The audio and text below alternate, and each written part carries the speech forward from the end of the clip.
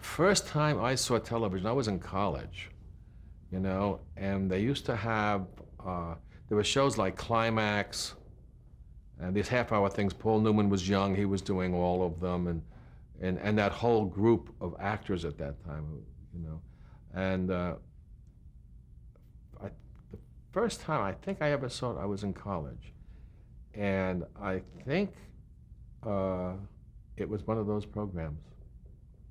And later on, in New York, some of the Rockettes, one of the Rockettes had one. It was a great big set with a little tube like that. And we would get around that and watch television on breaks and Uncle Milty. To think I was watching Uncle Milton in those days, and then eventually I would work with him so many times. The time I met Uncle Milty was a show called Doyle Against the House, I think it was called, for the Dick Powell Theater. Ralph Nelson directed it, who did a lot of the live television in New York. I was working with all these people that were very successful when I was in college. And it was about a dealer who was kind of, and Milton Berle, I guess, is a great, great card player. He can shuffle.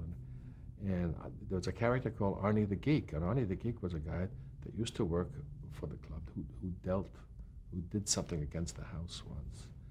And his brain, we just beat him up mercifully, and he had a hard time talking, and they kept him around there for these other guys to see if they ever dealt against the house. This is what happened to them too. So I had that was my part.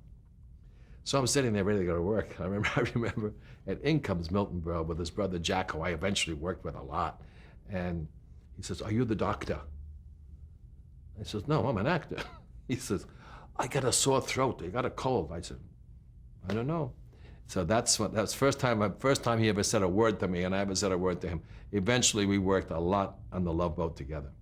And then we also did, the last thing I did with him is when we just both sat down and lunch and really talked. He was quite a guy when it was just one-on-one.